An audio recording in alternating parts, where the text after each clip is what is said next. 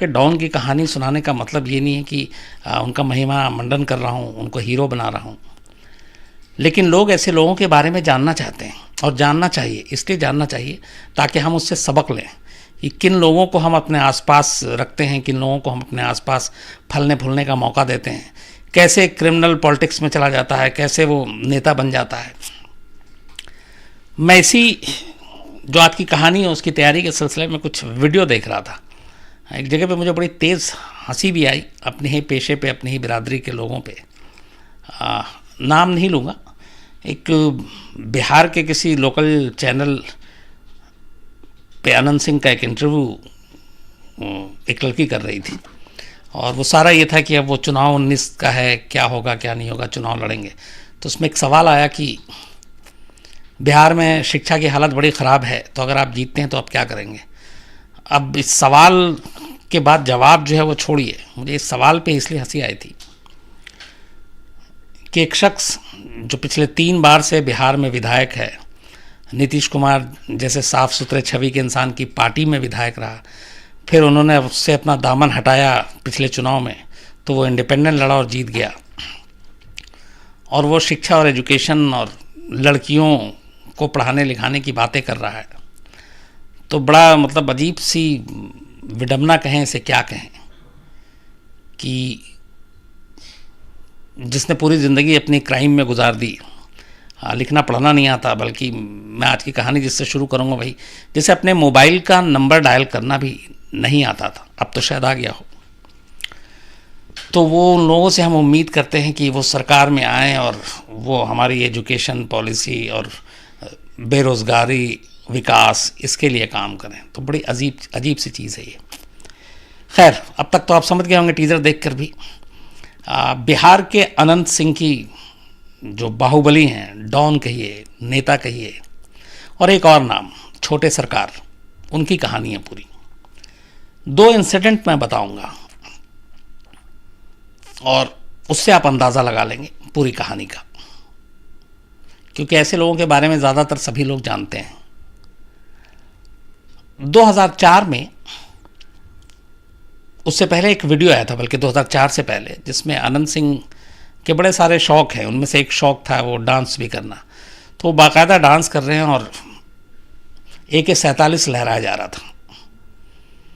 तो ये वीडियो आया उस वक्त और मीडिया में आया। अब AK-47 अपने आप में ही रखना जो है वो गुनाह है, जिसमें बेल भी नहीं है।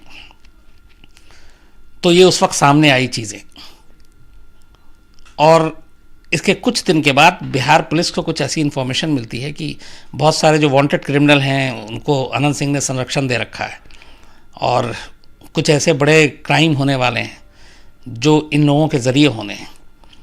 तो ये जब खबर मिली तो इसके बाद बिहार की जो STF स्पेशल टास्क फोर्स, उसने लोकल पुलिस की मदद से इस इन्फॉर्मेशन पे काम करना शुरू किया। और 2004 में जो गढ़ है आनंद सिंह का, जहाँ से ये उठा, जहाँ से इसने अपनी दबंगई गुंडई शुरू की थी, मोकामा, ये पटना से करीब 100 किलोमीटर है। और मोकामा के पास एक बहुत फेमस जगह है बेगूसराय, जो रिफाइनरी टाउनशिप के नाम से भी जाना जाता है। वहाँ पे बहुत बड़ा बिग रिफाइनरी वो है। तो वहाँ ज़्यादातर सरकारी कर्मचारी रहते हैं। उससे पहले है ये मोकामा, और 100 किलोमीटर, और ये पटना डिस्ट्रिक्ट में ही आता है। और उसके पास में है बाढ़, जहाँ जो नीतीश कुमार उनकी कॉन्स्टिट्यूंसी है। काम करना शुरू किया।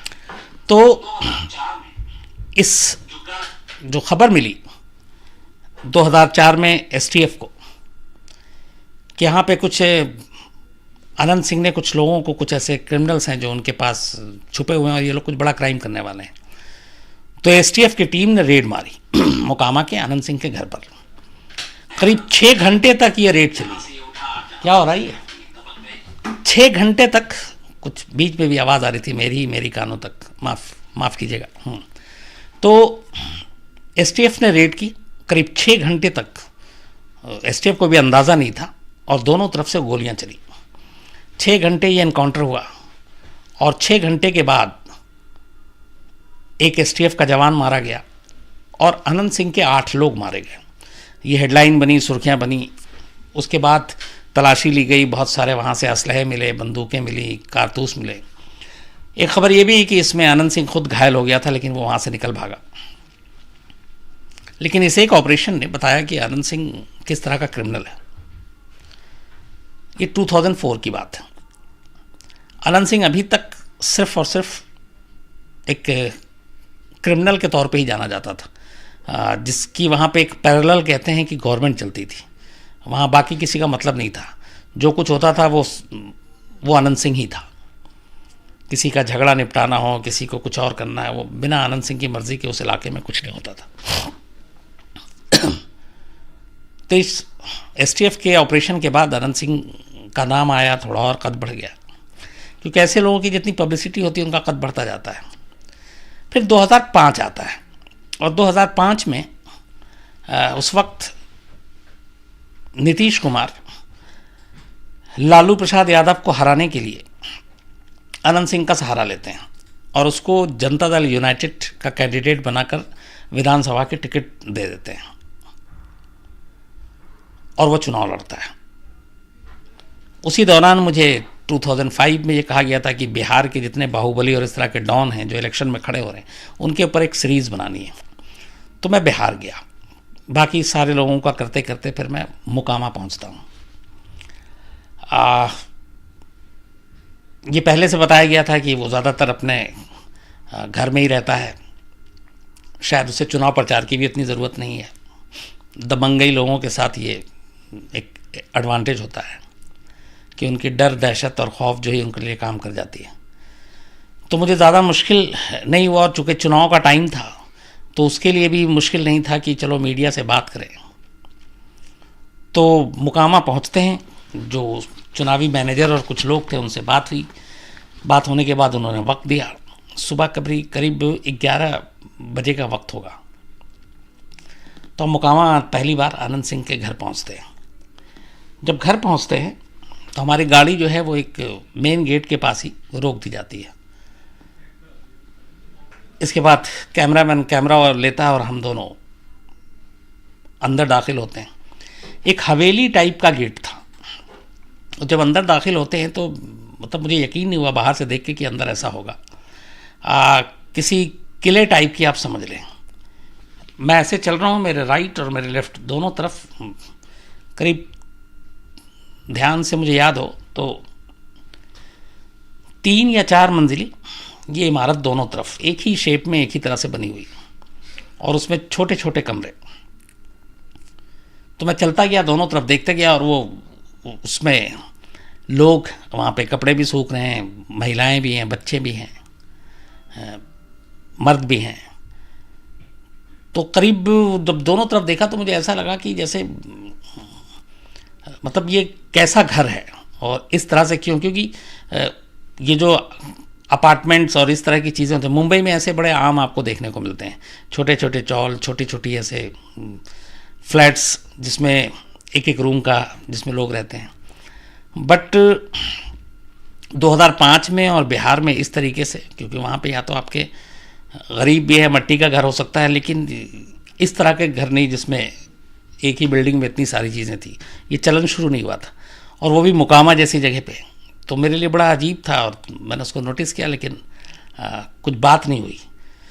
फिर मैं धीरे धीरे अंदर जाता हूँ।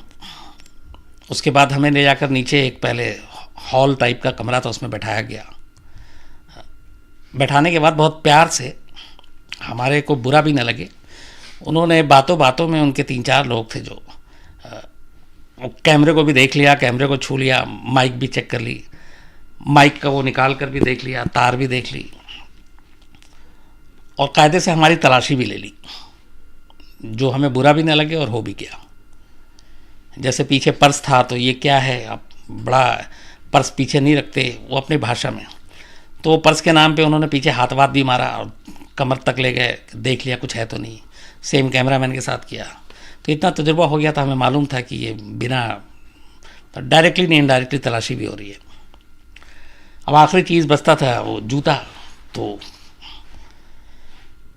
उसकी तलाशी दूसरे तरीके से हुई। जब हम को कुछ देर बैठने के बाद चाय वाय पी ली तो फिर कहा गया कि चलिए ऊपर। जब ऊपर गए तो कमरा जब आने लगा तो जूता उतार दीजिए। तो कई जगह ऐसा होता है, तो तो हमें भी नहीं वो लगा, हमने खैर उतारा। अंदर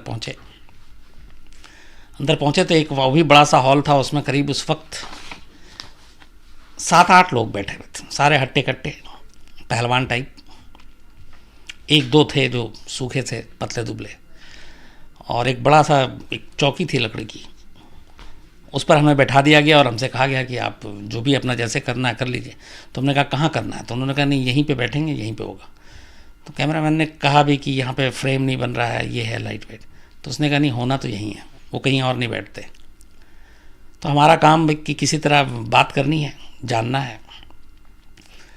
तो उनकी मर्ज़ी के हिसाब से उसने अपना कैमरा रखा, फ्रेम बनाया। 10 मिनट गुजरा, 10 मिनट के बाद अचानक एक शख्स चला आता है, कुर्ता पहने हुआ था, और वो आके बिना किसी को कुछ देखे हुए, लेकिन जो लोग खड़े हुए तो हमें अंदाज़ा हो गया कि कोई आया है। तब तक अनंत सिंह की मैंने तस्वीर देखी थी, लेकिन वो तस्वीर जो थी वो 2004 की, जब ये इंसिडेंट हुआ था STF वाला, तब वो चीज़ें आई थी। लेकिन जब वो पहली बार देखा तो उस तस्वीर से बिल्कुल अलग मुझे दिखाई दिया। और वो आके उसी चौकी पे बैठता है और फिर अपने लोगों से कुछ वो बात की उसने अपनी भाषा में, मगधी भाषा थी, और उसके बाद वो कुछ कुछ बोला गया, सुनता गया। उसके हाथ पे एक छोटा सा मोबाइल था। उस ज़माने में ये जो आज के मोबाइल है कि अब मोबाइल की स्क्रीन जितनी बड़ी हो, क्योंकि अब तो उसमें वीडियो आता है, फिल्में आती हैं, तो हम बड़े स्क्रीन पे देखने के हम लोग शौकीन, उसमें बड़ी दिखती। तब मोबाइल सिर्फ बात करने के लिए थी या मैसेज के लिए। तब तो व्हाट्सअप भी नहीं था, वीडियो ये सब तो खैर दूर की बात थी। तो वो छोटा, और उस वक्त इसीलिए जितना कहते थे कि छोटा मोबाइल है वो उतना ज़्यादा आपका टशन है, तो बड़े आते थे अच्छे अच्छे। तो वो छोटा सा मोबाइल था और बैठे। तब उनमें से एक जो थोड़ा सा पढ़ा लिखा मैनेजर था, उसने बताया कि हम लोग दिल्ली से आए हैं, आज तक न्यूज़ चैनल से हैं।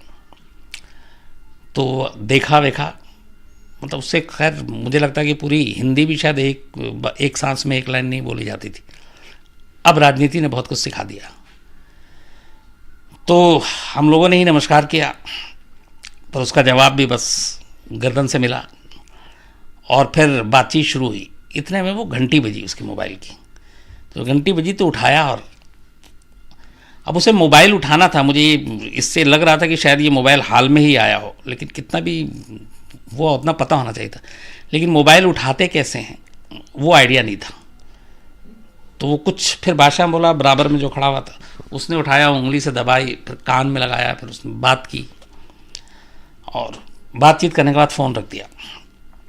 फिर बात करने लगे, हम वैसे ही हम बात कर रहे हैं। अच्छा, मुझे लगा कि ये तो पता नहीं इंटरव्यू भी कैसे हो पाएगा, क्योंकि वो पूरी तरह से ठीक से हिंदी भी नहीं बोल पा रहा था, वो अपनी ही भाषा में।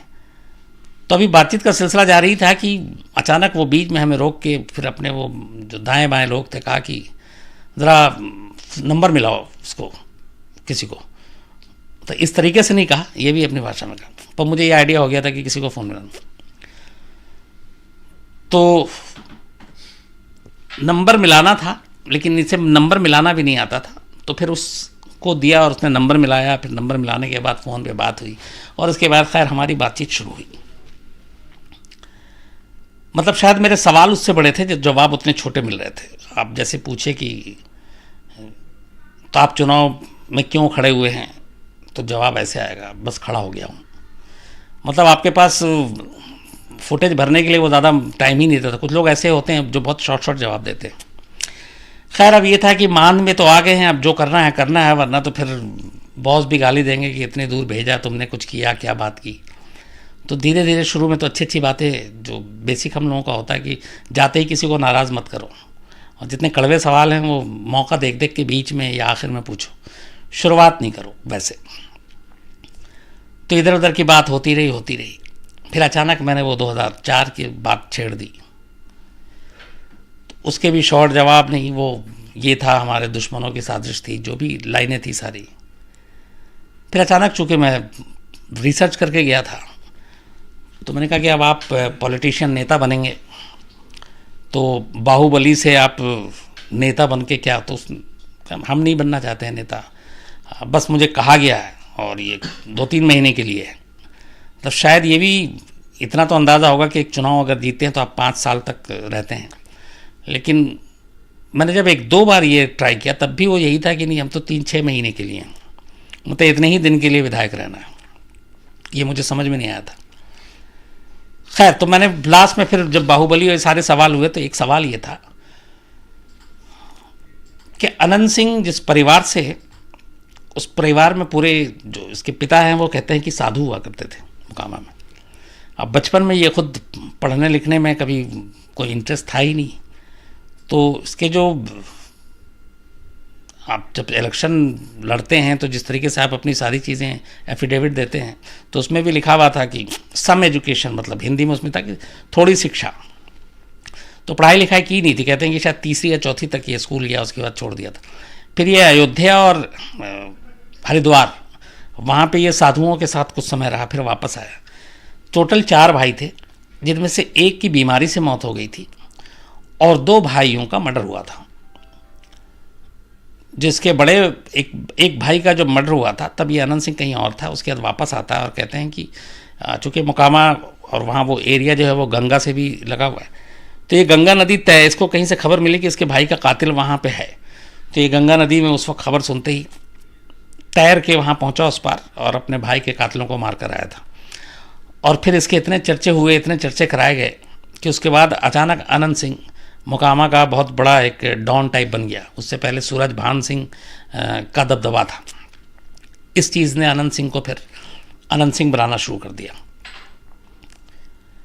तो ये चूँकि रिसर्च करके गया तो मैंने पूछा कि भाई के आपका मर्डर हुआ था और उस भाई के कातिल को आपने गंगा में जाकर तैर के उस पार और फिर आपने मारा।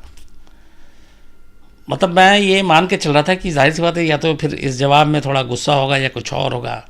अब पता नहीं, मैं डरते डरते भी पूछा, क्योंकि उस जगह पे घुसते ही मुझे अजीब सा कुछ होने लगा था। वो जब एंट्री ही मारी थी तभी तो एकदम बेफिक्र होकर उसने कहा कि हाँ मारा था। मैंने पूछा कि क्यों? उसका ये था कि न्याय हो गया। ये लाइन बड़े, मतलब मैं उम्मीद नहीं कर रहा था कि ऐसा ओपनली बोलेगा, लेकिन खैर जब ये बोल दिया तब उसका जो मैनेजर था जो भी चुनाव का, मुझे नाम याद नहीं आ रहा, तब उसने कहा था कि सर ये मत आप कीजिएगा। मतलब उसका ये था कि नहीं दिखाइएगा, हालांकि वो सब गया ऑन एयर। तो ये सारी चीज़ें जब सुनी तो मुझे पहली बार वहाँ पे, उसके बाद बहुत देर तक बातें हुई, बहुत सारी बातें हुई। जब कैमरा बंद हो गया तो और ज़्यादा बातें हुई।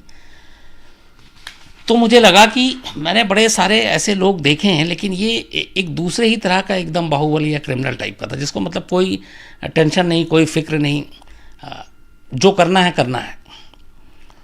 और फिर उन लोगों के हथियार भी देखे मैंने जब कैमरा बंद हुआ था। ये सारी चीज़ें बात हुई है। उसके बाद करीब 1.5-2 घंटा मैं बैठा। 1.5-2 घंटे के बाद फिर वो आखिरी के 15 मिनट या आधा घंटे में वो थोड़ा सा और खुला था और तब नॉर्मल भी, फिर मैं भी बात करने लगा।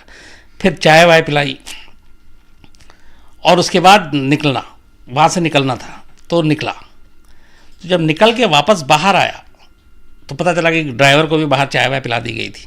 तो ड्राइवर से पूछा कब चाय पिलाई गई थी, तो उसने कहा अभी 10 मिनट पहले। तो जब ये आखिरी के 15-20 मिनट जब नॉर्मल सारी चीज़ें हुई थी तब ड्राइवर तक भी चाय पहुंची थी। उसके बाद उस मैनेजर से फिर मैंने पूछा, जब वापस जाने लगे, वो गाड़ी तक छोड़ने आ रहा था, कि बाकी चीज़ें समझ में आई मुझे। ये जो दोनों ये बना हुआ अंदर में हवेली में वो घर है और यहाँ पे ये अपार्टमेंट टाइप छोटे छोटे एक कमरे, और ये इतने लोग कौन हैं? तब उसने बताया कि ये सारे किराएदार हैं और इस दोनों तरफ जो आप देख रहे हो करीब 55-60 फैमिली इसमें रहती है, और हर फैमिली में अगर आप 2 भी गिनो तो 100 से ऊपर हो गए। तो मैंने पूछा ऐसा क्यों? अनंत सिंह के पास इतने पैसे हैं, उसको किराएदार रखने की क्या ज़रूरत है? तो उसने खैर कुछ बताया नहीं, हंसा और चुप रहा। इसके बाद हम बाकी घूमे, चुके अनंत सिंह के बारे में और जन्म कुंडली निकालनी थी, पता करना शुरू किया। तो पता चला कि 2004 में जब एसटीएफ ने उस घर में रेड मारा था, उसके बाद अनंत सिंह के 8 लोग मारे गए थे। तब अनंत सिंह जब वापस आया और 2005 में फिर उसने इलेक्शन में जेल भी गया था, वो फिर बेल पे बाहर आया, तो उसने कहा कि ये दोबारा भी कभी फ्यूचर में हो सकता है। तो उसने इस प्लानिंग के साथ वो दोनों तरफ ये दरबे नुमा कमरे बनाए और उसमें लोगों को रखा उसी इलाके के लोगों को रखा जो अलग अलग जगहों पे काम करते थे, और सिर्फ उनको अपने ढाल के तौर पर इस्तेमाल करने के लिए रखा कि अगर कल को ऐसा कोई रेड या ऐसा कोई ऑपरेशन होता है तो ये लोग ढाल बनेंगे और इससे एसटीएफ या पुलिस या फिर कोई गोली चलाने से बचेगी, क्योंकि ये बेगुनाह लोग मारे जाएंगे। तो एक जो तीसरी चौथी पास भी नहीं, जो ठीक से उस वक्त एक लाइन हिंदी भी नहीं बोल पाता था, अब लेकिन मैंने बहुत सारे वीडियोज़ और भाषण देखे, अब वो बहुत कुछ बोल लेता है, क्योंकि राजनीति बहुत कुछ इंसान को सिखा भी देती है। तो ये उसकी प्लानिंग का हिस्सा था, उस जगह पे उसको रखने का। ये तो थी एक कहानी, एक इंसिडेंट। एक और ऐसी चीज़ है, 2013-14 में एक लड़की का रेप और मर्डर होता है, पटना में लाश मिलती है और कुछ खत मिलता है, उसमें इल्ज़ाम अनंत सिंह के ऊपर था। मीडिया में खबर आती है, हम लोग इस पर शो बनाते हैं। फिर इसी शो के लिए मैं पटना जाता हूँ और उस वक्त ये सारी चीज़ें होती है, बातचीत होती है और ये शो जाता है, लेकिन तब तक ऐसा कुछ निकला नहीं था। इत्तेफाक से वापसी के बाद अचानक कुछ और नए ऐसे सबूत मिलते हैं और एक प्रेस कॉन्फ्रेंस किया अपने बचाव में अनंत सिंह ने, और उस प्रेस कॉन्फ्रेंस में बाकी सारे सवालों का जवाब होता रहता है। एक प्रकाश सिंह जर्नलिस्ट रिपोर्टर, पहले हमारे यहाँ आज तक में हमारे साथ थे, अभी वो एनडीटीवी में बिहार ब्यूरो में फिर वो चले गए। तो प्रकाश सिंह ने सवाल पूछ लिया कि इस लड़की के रेप में आपका हाथ है और इसका मर्डर भी आपने कराया। इस सवाल पे वो इतना गुस्सा आ गया कि उसने वहीं मतलब उसके साथ बदतमीज़ी की और फिर करीब 2 घंटे तक उसको बंधक बना के रखा, उसे पीटा बुरी तरह से, कैमरामैन को पीटा, कैमरा तोड़ दिया, कई और मीडिया वालों को भी मारा। बाद में और बाकी मीडिया को पता चला, तब वहाँ पे वो लोग पहुँचे, इसका हंगामा हुआ, मीडिया की तरफ से धरना प्रदर्शन हुआ, फिर पुलिस को मजबूरी में कार्रवाई करनी पड़ी और ये भी धमकी दिया प्रकाश सिंह को कि मैं बिल्कुल जेल भी चला जाऊँ, वहाँ से भी तुमको छोड़ूंगा नहीं, मार दूंगा। तो प्रकाश सिंह की भी हालत ख़राब हो गई। अब अनंत सिंह जैसे लोग धमकी दें तो डरना ज़रूरी है। खैर, इसके बाद पुलिस ने एक्शन लिया और उसको, अनंत सिंह को गिरफ्तार किया गया, बाकायदा जेल भेजा गया इस मामले में पूरे। लेकिन उस केस में भी कोई गवाह और सबूत बाद में सामने आया नहीं। ये एक दूसरा था। एक जब नीतीश कुमार की शुरुआत आपको बताई कि अनंत सिंह जैसे क्रिमिनल को राजनीति में लाने वाला शख्स भी एक वो शख्स है, सोचिए कि जिसकी छवि बड़ी साफ सुथरी, और जिन्होंने ये कहा कि वो बिहार से अपराध को बिल्कुल ख़त्म कर देंगे। और वही नीतीश कुमार 2005 में सिर्फ अपने विरोधी को हराने के लिए अनंत सिंह जैसे शख्स को टिकट देते हैं और वो जीतता है। और उसके बाद वो न सिर्फ उस बार जीतता है बल्कि लगातार अगले 3 बार और जीतता है।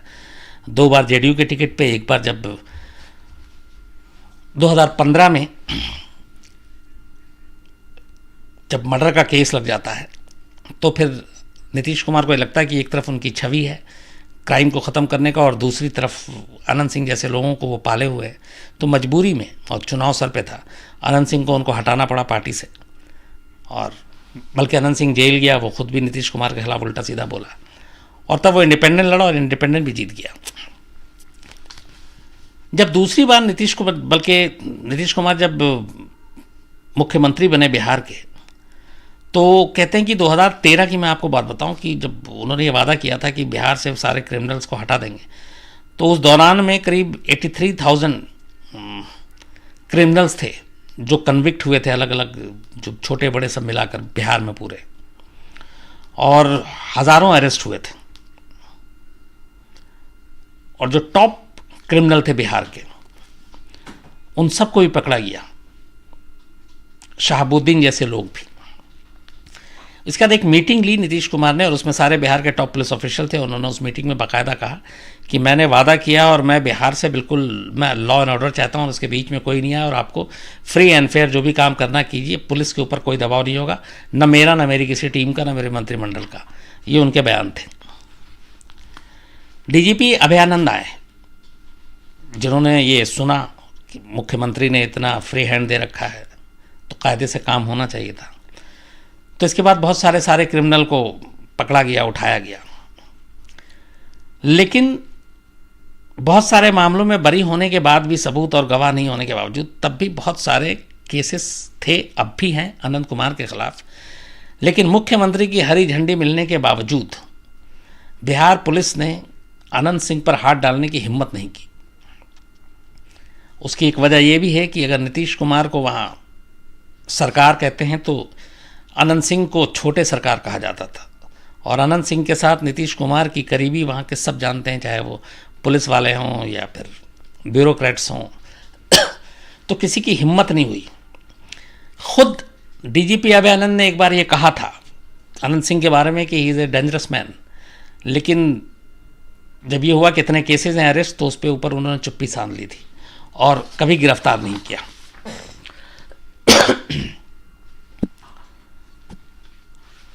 ये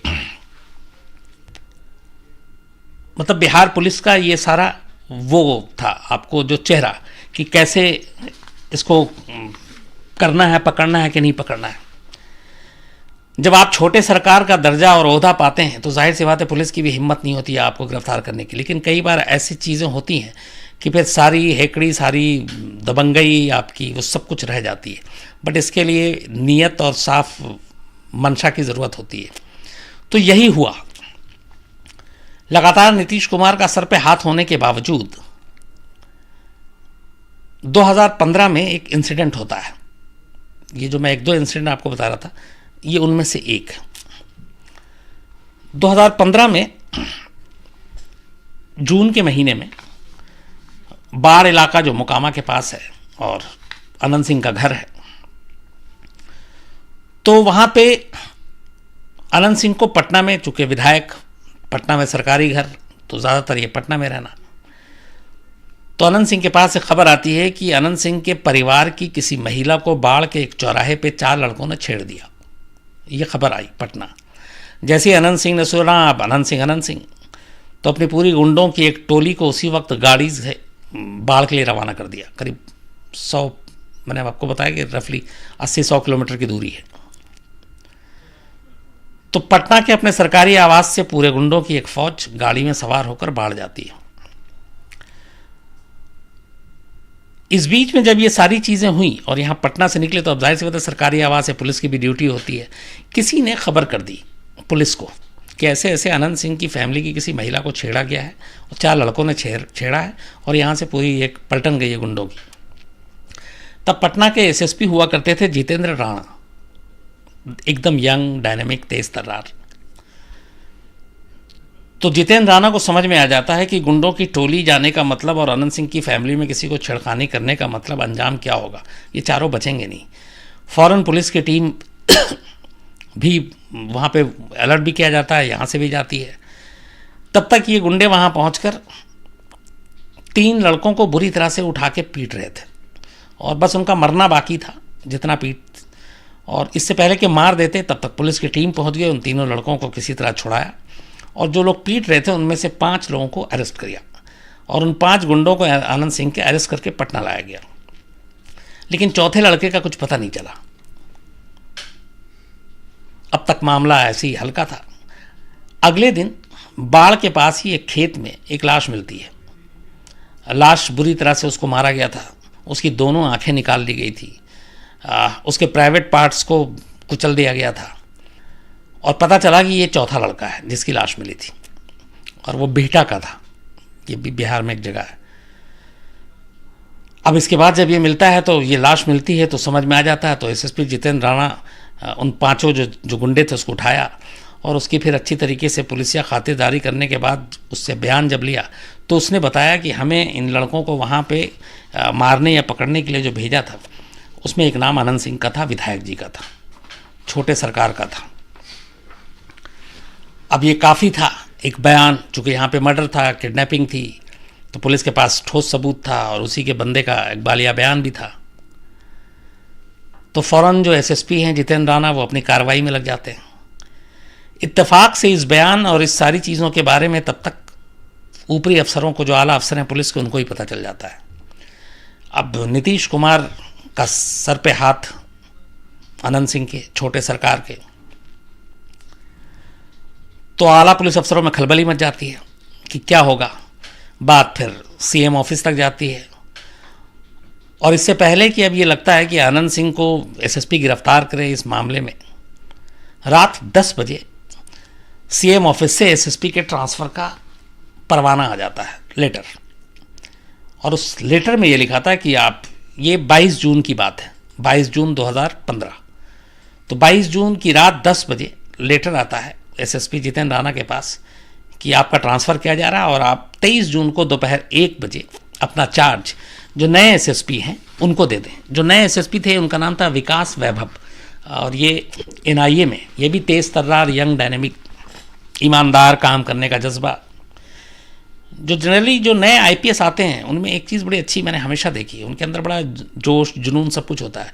पर धीरे धीरे जब वो काम करने लगते हैं, फिर वो सिस्टम देखते हैं, तो फिर करप्शन देखते हैं, बेईमानी देखते हैं, राजनीतिक आपका दबाव देखते हैं, फिर वो धीरे धीरे उनका जोश ठंडा हो जाता है, उनकी ईमानदारी भी गायब हो जाती है। ऐसे मैंने कई केस में देखे हैं। पर शुरुआत में वाकई इन लोगों को आप जज्बा देखेंगे तो आप भी हैरान रह जाएंगे। तो खैर 22 जून की रात को अचानक दबाव में आकर सीएम ऑफिस से ट्रांसफ़र का ऑर्डर आता है।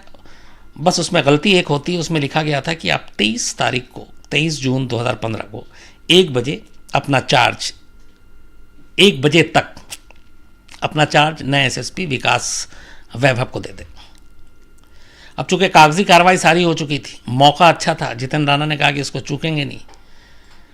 ठीक 1 बजे जब चार्ज देना था और नए एसएसपी आए और पुराने, इनको अब जाना है नई जगह चार्ज लेने, ये खामोशी से चार्ज दे के जा सकते थे जितेंद्र राणा, बट दिमाग में कुछ और था।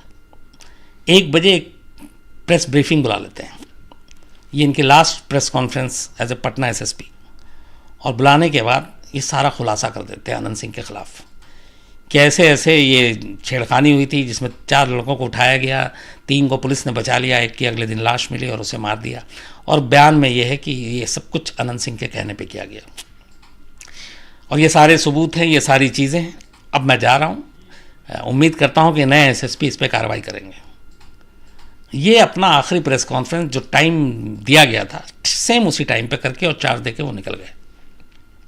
अब यहाँ दूसरा एसएसपी, वो भी दबाव में होता तो शायद कुछ करता नहीं, लेकिन ये भी जो जितेंद्र राणा की जगह पे आया विकास वैभव, कुछ करने का जज्बा, तो लगा कि नहीं इसमें सबूत काफ़ी है, देखा। और उसको देखने के बाद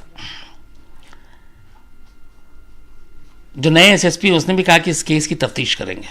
उसके बाद उन्होंने तफ्तीश की और शुरुआत में सब कुछ देख लिया कि हाँ ये ठीक है। फिर खामोशी से बहुत वो अदालत पहुंचते हैं, बिना किसी को ढिंढोरा, क्योंकि मालूम था कि अगर वो करेंगे तो फिर ऊपर से दबाव आएगा। और अदालत में जाकर आनंद सिंह के घर की सर्च वारंट है वो ले लेते हैं तलाशी के लिए, और किसी को कानो कान खबर नहीं लगती। तो दूसरा एसएसपी जो है वो पूरा सर्च वारंट की अदालत से परमिशन मिल जाती है। इसके बाद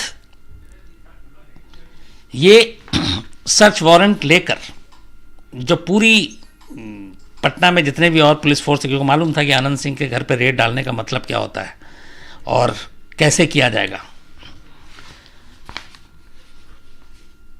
तो सर्च वारंट लेने के बाद 24 जून को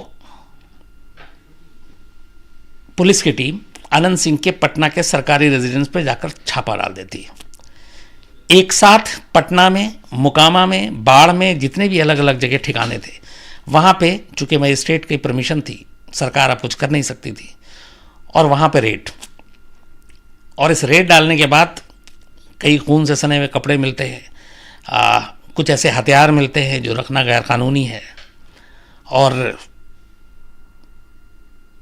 मतलब वो सारी चीज़ें जो इस केस को मजबूत करती थी। तो जो बरामदगी थी वो बरामदगी ही गिरफ्तारी के लिए काफ़ी थी।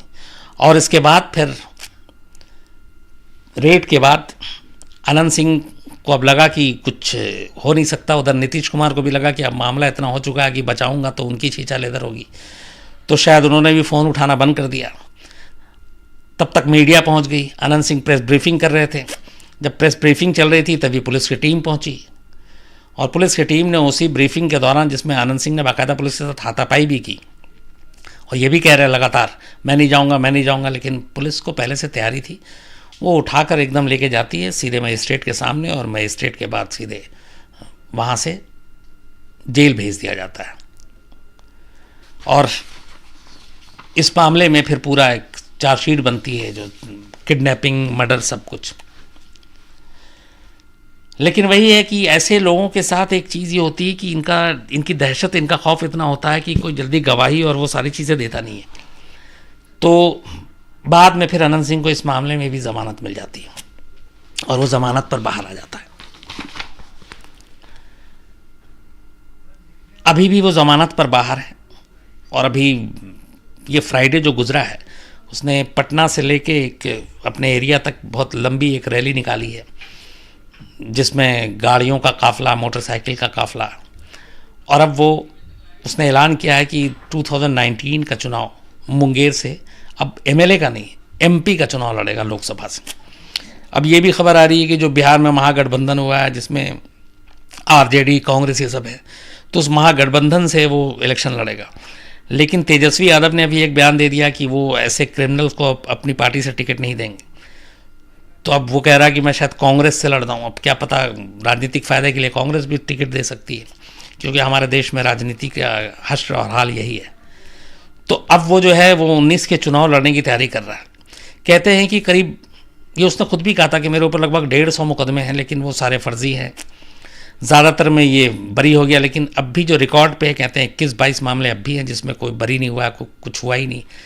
और जो ज़्यादातर मुकदमे हैं उसमें गवाह या तो डर गए या मारे गए, सबूत है नहीं या सबूत दिया नहीं गया। और इस तरीके से ये इसका लगातार जो है अपना साम्राज्य चलता रहा। एक बार अभी ये जब एमएलए था तो उसकी भी कहानी 2-3 साल पहले की भी है ये, कि ये दिल्ली में एक बार राष्ट्रपति भवन गया, तो वहाँ पे राष्ट्रपति कई ऐसे ख़ास मौके होते हैं जब बग्घी में चलते हैं। ख़ास अब जब 26 जनवरी की परेड भी होती है उसमें बग्घी में आते हैं। तो फिर उसने पता किया कि ये बग्घी कहाँ से कैसे बनता है। फिर उसने किसी एक को पकड़ा, ख़ास डिज़ाइन किया, ये पटना पहुँचा। पटना में एक बग्घी बनाई घोड़े के साथ, उसमें बाकायदा लाइट लगवाई, म्यूज़िक सिस्टम लगाया, और वो अपने ही एक कोई नाम का गाना है, कोई इसकी एक फ़िल्म में भी काम करना था, वो शायद हुआ नहीं, पर इसने अपने म्यूज़िक एल्बम भी बनवा रखे हैं कि मैं हूँ मगही का डॉन, और क्या कुछ ऐसे बोल हैं उसके। तो ये पटना अपने सरकारी आवास से कई दिनों तक, जो विधानसभा है वो उसी बग्घी में घोड़े पे बैठ के जाता था बग्घी में, और ये गाना बजता रहता था। और वो बड़े कई दिनों तक फोटोग्राफर और तमाम लोगों के लिए भी दिलचस्पी का सामान था। बड़े फ़ोटो छपे, हेडलाइन, टीवी न्यूज़ चैनल पे भी खबरें चली। तो शौक़ बहुत है, कभी काऊ बॉय बन जाता है, उसके आप बहुत सारे फ़ोटो देखेंगे आप। गॉगल्स लगाने का शौक़, इसके ड्राइंग रूम में हाथी का बच्चा आ जाता है, वो भी आप तस्वीर देखेंगे आप। हाथी, घोड़े का तो पुराना शौकीन रहा है। एक बार कहते हैं कि लालू प्रसाद यादव का एक घोड़ा था जिसको ये ख़रीदना चाहता था, लेकिन लालू और अनंत सिंह में दुश्मनी रही है। तो लालू प्रसाद ने कहा था कि ये घोड़े मैं कभी तुमको नहीं बेचूंगा। सोनपुर का मेला एक लगता है जो जानवरों की जहाँ खरीद फरोख्त होती है, तो वहाँ पे इसने एक डमी खरीदार भेजा, और उस डमी खरीदार को उस लालू के प्रसाद यादव जी के घोड़े में कुछ प्रॉब्लम आ गई थी, पैर वैर में कुछ, बट इसकी ज़िद थी खरीदना है। तो उस डमी दूसरे के नाम पे उसने ये घोड़ा ख़रीदा और फिर अपने पास लेकर आया। मर्सिडीज़ से चलने का शौकीन रहा, फिर मर्सिडीज़ की जगह पे ये बग्घी ले गया था। और ये कहता था, जब इससे पूछा एक रिपोर्टर ने कि आप बग्घी पे क्यों जाते आते हैं विधानसभा, तो उसने कहा था इसमें ईंधन नहीं लगता, मतलब पेट्रोल नहीं खर्च होता है। अजगर पालने का शौकीन, ये भी सुर्खियों में रहा कि अजगर पालता था। तो ये सारे इसके जो शौक़, और ये भी है कि ये अपने जो दुश्मन हैं उनको बख्शता नहीं है। लेकिन अफसोसनाक बात यह है कि अभी तक एक ऐसे नेता ने जिनकी छवि इतनी अच्छी है, वो अनंत सिंह जैसे लोगों को राजनीति में लाते हैं। अब वही नीतीश कुमार के ही अब ये खिलाफ बोल रहा है और कहता है कि चूँकि बताया नहीं तो अब नीतीश कुमार का दुश्मन है। और जो लालू इसके पहले दुश्मन हुआ करते थे, अब वो शायद लालू की तरफ अब उनके बारे में अच्छी अच्छी बातें कर रहा है। लेकिन एक शख्स जो अभी तक एमएलए था, वो अब सोचिए कि लोकसभा का चुनाव लड़ रहा है, और 19 में अगर उसने कहा कि महागठबंधन से टिकट नहीं मिलती तो वो इंडिपेंडेंट लड़ेगा, और क्या पता जीत भी जाए, क्योंकि जब उसके बारे में ये भी है बहुत, उसके खिलाफ जो कई मुकदमे, उसमें एक चुनाव में धांधली का भी मुकदमा दर्ज है। मर्डर, रेप, किडनैपिंग, ये आपका चुनाव में धांधली, लैंड ग्रैबिंग, पटना में इल्ज़ाम है बहुत सारे, कितने सारे ज़मीनों पे कब्जा। तो ये सारी चीज़ें हैं जो इल्ज़ाम है, लेकिन अफसोसनाक ये है कि अब एक और, कल को क्या पता, एक क्रिमिनल जो है वो अभी तक बिहार विधानसभा में था, वो अब निकल कर सीधे लोकसभा में आ जाए।